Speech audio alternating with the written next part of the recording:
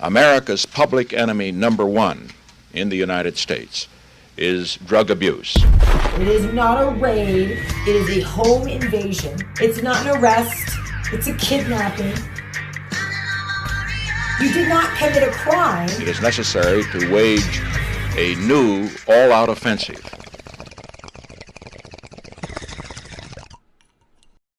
Joe King chimed back in. We were talking about, how they're arresting murderers on drug charges, and that's the same thing they did with Dillinger. Yeah, it's insane. I saw a story this morning that I almost started to report on, but I stopped. I want to follow this story a little bit closer first, and it was a story about a man who was taken in for weed and for domestic violence. But when you read the story, it says that he kicked the girlfriend out of the house and wouldn't let her back in, and then the girlfriend called the cops, and then the cops knocked on the door. They wouldn't answer, and you can't break down somebody's door for a phone call. Well, they do that, but they didn't in this case. They followed the rules. And when they couldn't get in, it said in the news article that she said he's probably out back in his weed farm smoking his weed.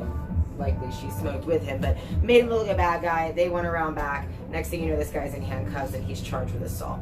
Woman didn't have any bruises on her, so we'll see what happens. This could either be a case of, again, a abuser being arrested for weed instead of the actual violent crime that they committed. Right. Or it could be a case of maybe the woman was the abuser in this case, because it sounds like it could be one way or the other from what I've read. Maybe she used the system to manipulate her way back into somebody who was just trying to say, hey, stay away from me, I don't want to have anything to do with you. And regardless of the situation, if there was domestic violence, why are they so focused on the weed?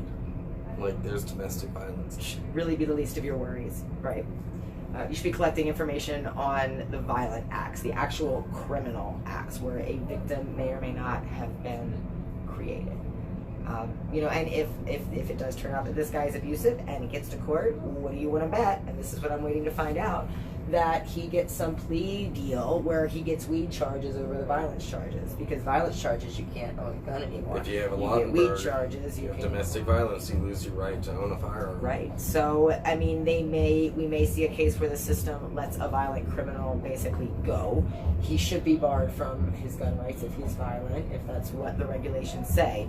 But if they're going to let him off on that and act like weed's more dangerous than domestic violence, hello, McFly. Give me a break. Are you more worried about the violence or the plant? I'm the Commander-in-Chief, and I approve this message. Visit platoon420.com today and take the pledge.